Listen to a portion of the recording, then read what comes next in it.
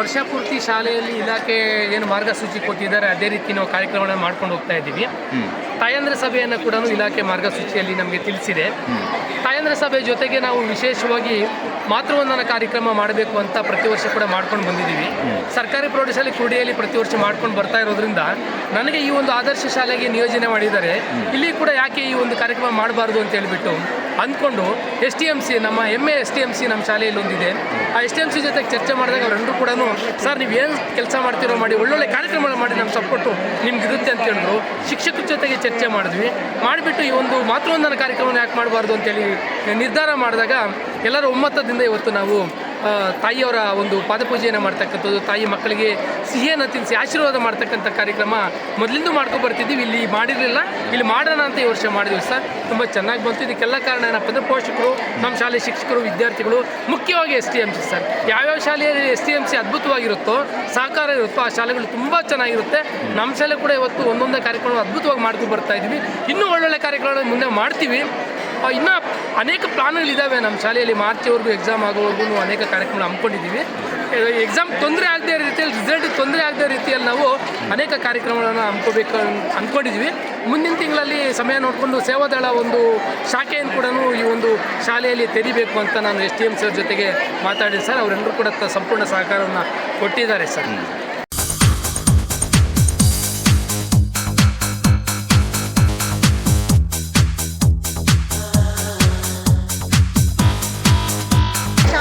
ಶಾಲೆಯಿಂದ ನಮಗೆ 6ಗೆ ಉಳಿದಿಲ್ಲ, ಹಾಕಿದ್ವಿ ವಿಜ್ಞಾನದಿಂದ ತೆಗೆದು.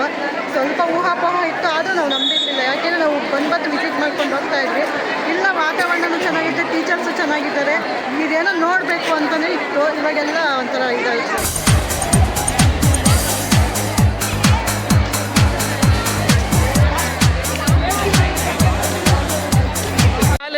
ನಾನು ಕಂಡಂಗೆ ಶಾಲೆ ಪ್ರಾರಂಭ ಆದಾಗಿಂದು ಅದ್ಭುತವಾಗಿರ್ತಕ್ಕಂಥ ಶಾಲೆ ಆಗಿದೆ. ಅದ್ಭುತವಾಗಿರ್ತಕ್ಕಂಥ ಶಿಕ್ಷಕರಿದ್ದಾರೆ, ಅದ್ಭುತವಾಗಿರ್ತಕ್ಕಂಥ ಮಕ್ಕಳಿದ್ದಾರೆ, ಚಿನ್ನದಂಥ ಬಂಗಾರದಂಥ ಮಕ್ಕಳು ಅಂತ ನಾವು ಅವ್ರಿಗೆ ಹೇಳ್ಬೋದು. ಎಲ್ಲೋ ಒಂದು ಸಣ್ಣ ಪುಟ್ಟ ಲೋಪದೋಷಗಳು ಕಂಡು ಬಂದಿದೆ. ಅದು ಯಾಕಾಯಿತು ಏನಾಯಿತು ಅನ್ನೋದು ನನಗೆ ಇಲ್ಲಿಗೆ ಬಂದಾಗ ಪೂರ್ಣ ಪ್ರಮಾಣದಲ್ಲಿ ಗೊತ್ತಾಗಲಿಲ್ಲ. ಸಣ್ಣ ಪುಟ್ಟ ಲೋಪದೋಷಗಳಿಂದ ಆಗಿದೆ. ಅದನ್ನೆಲ್ಲ ಕೂಡ ಸರಿಪಡಿಸ್ತಕ್ಕಂಥ ಕೆಲಸವನ್ನು ನಾವು ಮಾಡ್ತಾಯಿದ್ದೀವಿ. ಆದರೆ ಶಿಕ್ಷಕರು ಅಂತೂ ಅದ್ಭುತವಾಗಿರ್ತಕ್ಕಂಥ ಶಿಕ್ಷಕರಿದ್ದಾರೆ, ಮಕ್ಕಳು ಅದ್ಭುತವಾಗಿದ್ದಾರೆ. ಅವರೆಲ್ಲೋ ಒಂದು ಕಡೆ ಬೇರೆ ಒಂದು ಸಣ್ಣ ಪುಟ್ಟ ಲೋಪದೋಷಗಳಿಂದ ಆಗಿದೆ ಸರ್.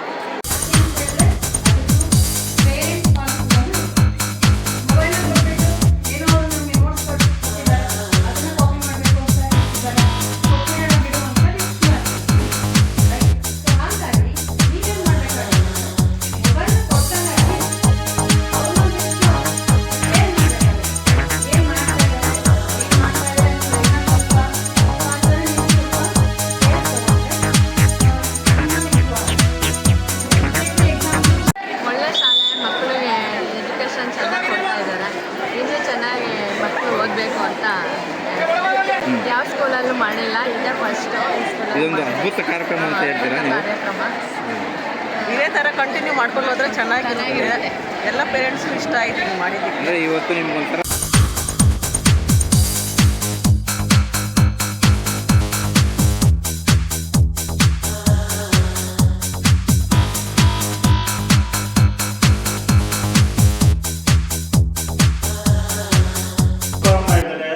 ಸಾಯೋವರೆಗೂ ನನ್ನ ಹೀರೋಯಿನ್ ನಮ್ಮಪ್ಪ ನಮ್ಮ ಅಮ್ಮನೇ.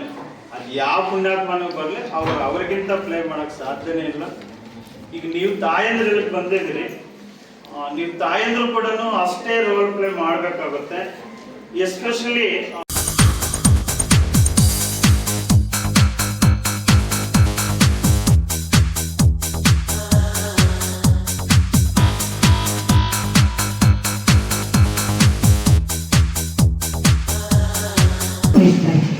ಎಷ್ಟು ಮಹತ್ವವಾದ ಪಾತ್ರ ಅಂತ ಹೇಳಿದರೆ, ಆ ಮಗು ಚಿಕ್ಕದಾಗಿದ್ದಾಗಿಂದ ಏನು ಬೇಕು ಬೇಡ ಎಲ್ಲವನ್ನೂ ನೋಡಿರ್ತೀರ.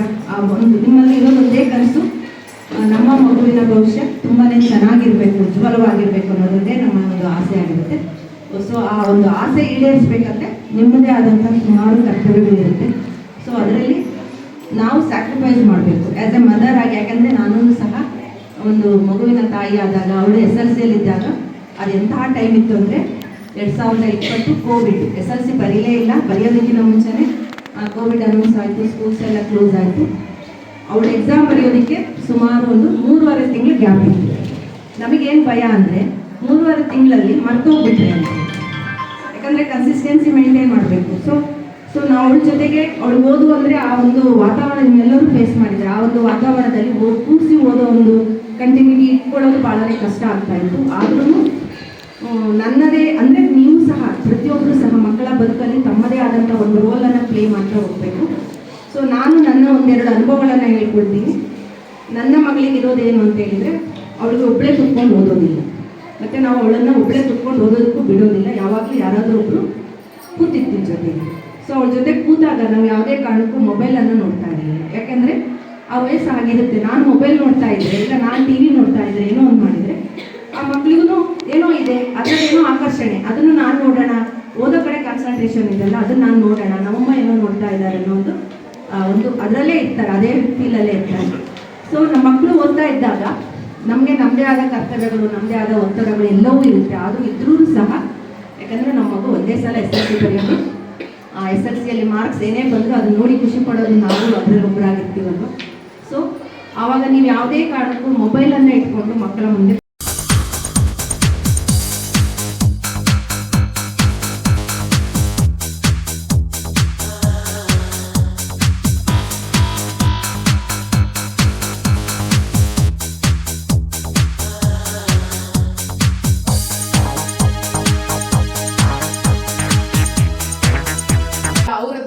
ಸಿಸ್ಟಮಿಗೆ ಅಡ್ಜಸ್ಟ್ ಆಗಿಬಿಟ್ಟು ನಮ್ಮ ಸಂಸ್ಕೃತಿಯನ್ನು ಮರೀತಾ ಇದ್ದೀವಿ. ಅದನ್ನು ಮತ್ತೆ ಪುನರುತ್ಥಾನ ಮಾಡಿಸುವಂತಹ ಕೆಲಸ ಗೌರ್ಮೆಂಟ್ ಸ್ಕೂಲಲ್ಲಿ ನಾವು ಮಾಡ್ತಾ ಇದ್ದೀವಿ. ಸೊ ಅದರದ ಒಂದು ಕೆಲಸ ಇವತ್ತಿನ ಕೆಲಸ. ಸೊ ಇಲ್ಲಿ ಸ್ಕೂಲ್ ಬಗ್ಗೆ ನಾನೊಂದು 3 ಪಾಯಿಂಟ್ ನಿಮಗೆ ಕ್ಲಾರಿಫೈ ಮಾಡಬೇಕು ಅಂದ್ಕೊಂಡಿದ್ದೀನಿ. ಫಸ್ಟ್ ಒಂದು, ನಾವು ಲಾಸ್ಟ್ ಇಯರ್ ಅರ್ಧ ವರ್ಷದಿಂದ ನಮ್ಮ ವಿನಿತಾ ಮೇಡಮ್ ಹೋದ್ಮೇಲೆ ನಮ್ಮ ಶಿಕ್ಷಕರ ಟೀಮು ತುಂಬ ಏಬಲ್ ಟೀಮ್. ನಿಮ್ಗೆ ಗೊತ್ತಿದ್ದಾಗೆ ನಮ್ಮಲ್ಲಿ ಇಡೀ ಗೌರಿಬಿದನೂರಿಗೆ ಗೊತ್ತಿದೆ. ಬಟ್ ಅದಕ್ಕೊಬ್ಬರು ಲೀಡರ್ ಅವಶ್ಯಕತೆ ಇರುತ್ತೆ. ಅದಿಲ್ದಿದ್ದಾಗ ಎಲ್ಲೋ ನಮಗೂ ಕೂಡ ಒಂದು ಭಯ ಆಗುತ್ತೆ.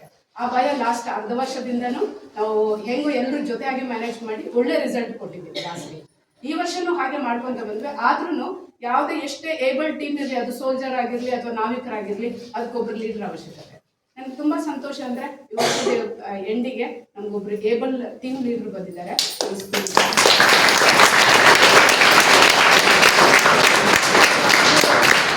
ನಮ್ಗೆ ಹೆಮ್ಮೆ ಅಷ್ಟೇ ಅಲ್ಲ, ಒಂದು ಧೈರ್ಯ. ನಿಮಗೂ ಕೂಡ ಆ ಧೈರ್ಯ ಇರಲಿ. ನಾವು ಒಳ್ಳೆ ರಿಸಲ್ಟ್ ಈ ವರ್ಷನೂ ಕೊಡಿಸ್ತೀವಿ, ಯಾಕೆಂದರೆ ಒಳ್ಳೆ ಟೀಮ್ ಲೀಡರ್ ಕೂಡ ನಮ್ಮ ಜೊತೆ ಇದ್ದಾರೆ. ಇನ್ನೊಂದು, ನಮ್ಮ ಸ್ಕೂಲಲ್ಲಿ ಸಾಕಷ್ಟು ಅಹಿತಕರ ಕೆಲವು ಘಟನೆಗಳು ನಡೆದಿದ್ವು. ಬಟ್ ಅದೇನೇ ನಡೆದಿದ್ದು ಹೊರಗಡೆ ಏನೇ ಪಬ್ಲಿಕ್ ಆದಿದ್ರು ಕೂಡ ಒಳಗಡೆ ನಾವು ಮಕ್ಕಳ ವಿದ್ಯಾಭ್ಯಾಸಕ್ಕೆ ಎಲ್ಲೂ ಕೂಡ ಚ್ಯುತಿ ತಂದಿದ್ವಿ. ಓಕೆ, ಆ ಕಾನ್ಫಿಡೆನ್ಸ್ ನಾನು ನಿಮ್ಗೆ ಕೊಡ್ತೀನಿ. ಅಲ್ಲಿ ಹೊರಗಡೆ ಇಲ್ಲಿಗಳಿಗೆ ಕಥೆಗಳು ಈಚೆ ಕಡೆ ಆಗ್ತಾ ಇದ್ರು, ಅಲ್ಲಿ ಎಲ್ಲ 10 ಕ್ಲಾಸ್ಗಳಲ್ಲೂ ನೀಟಾಗಿ ಪಾಠಗಳು ನಡ್ಕೊಂಡು ಹೋಗ್ತೇವೆ. ಆಯ್ತಾ, ನಿಮ್ಮ ಮಕ್ಕಳಿಗೆ ಎಲ್ಲಿ ಕೂಡ ನಾವು ತೊಂದರೆ ಮಾಡಿಲ್ಲ ಅಥವಾ ಅವರಿಗೆ ನಮ್ಮ ಕರ್ತವ್ಯದಲ್ಲಿ ನಾವೆಲ್ಲೂ ಚ್ಯುತಿ ಮಾಡಿಲ್ಲ. ಸೊ ಈ ವರ್ಷನೂ ಒಳ್ಳೆ ರಿಸಲ್ಟ್ ಕೊಡ್ತೀವಿ. ಸೊ ಅದಕ್ಕೆ ಪೂರಕವಾಗಿ ಮಕ್ಕಳು ಕೂಡ ಸ್ಪಂದಿಸ್ತಾ ಇದ್ದಾರೆ.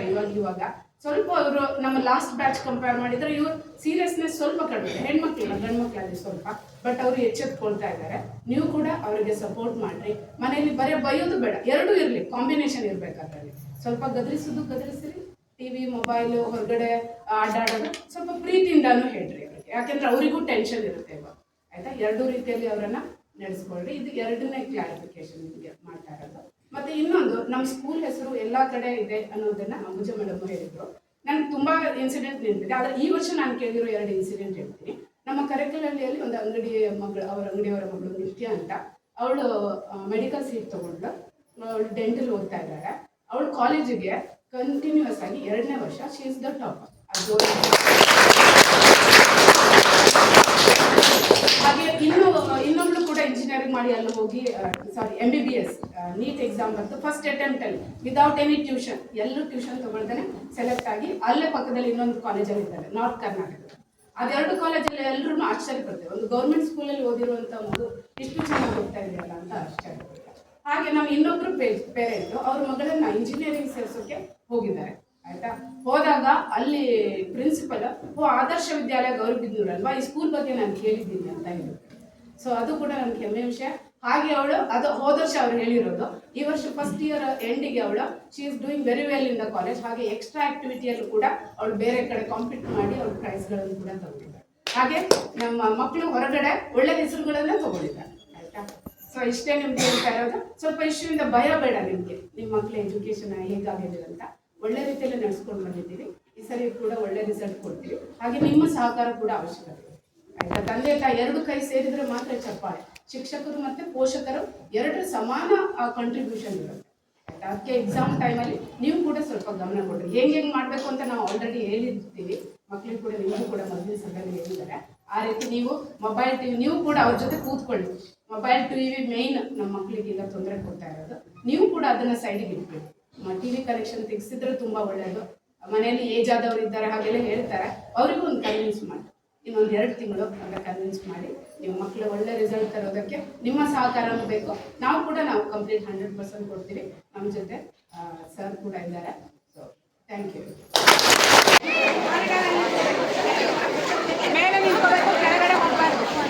ಕೊಡ್ಬೇಡಿ. ನಾನು ಲಾಸ್ಟ್ ಸಭೆಯಲ್ಲೂ ಹೇಳಿದ್ದೆ, ನಾವು ಟೀಚರ್ ಎಲ್ಲ ತಾಯಿಯಾಗಿ ನೋಡ್ಕೊಳ್ತೀವಿ, ಮಕ್ಕಳನ್ನ ಇಲ್ಲಿ ತಾಯಿಯಾಗಿ ಕೂಡ ಕೇರ್ ಮಾಡ್ತೀವಿ. ಆದರೂ ಕೂಡ ನಾವು ಲಾಸ್ಟ್ ಸಭೆಯಲ್ಲಿ ಹೇಳಿದ್ವಿ ಮೊಬೈಲ್ ಕೊಡಬೇಡಿ, ಗಾಡಿ ಕೊಡಬೇಡಿ ಅಂತ ಹೇಳಿ. ಇನ್ನು ರೀಸೆಂಟ್ 2 ಆಲ್ರೆಡಿ ಬಿದ್ದಿದ್ದಾರೆ, ಆಯ್ತಾ? ಸೊ ಅವರು ಓದೋದ್ರಲ್ಲಿ ಹಿಂದಿದಾರೋ ಮುಂದಿದಾರೋ ಅದು ಬೇರೆ, ಬಟ್ ಅವ್ರ ಎಕ್ಸಾಮಿಗೆ ಅಟೆಂಡ್ ಆಗಲೇಬೇಕು ಅಲ್ವಾ? ಸೊ ಅದಕ್ಕೆ ನೀವು ಸ್ವಲ್ಪ ಮನೆಯಲ್ಲಿ ಗಾಡಿ ಮೊಬೈಲ್ಸ್ನೆಲ್ಲ ಅವಾಯ್ಡ್ ಮಾಡಿ. ಆಮೇಲೆ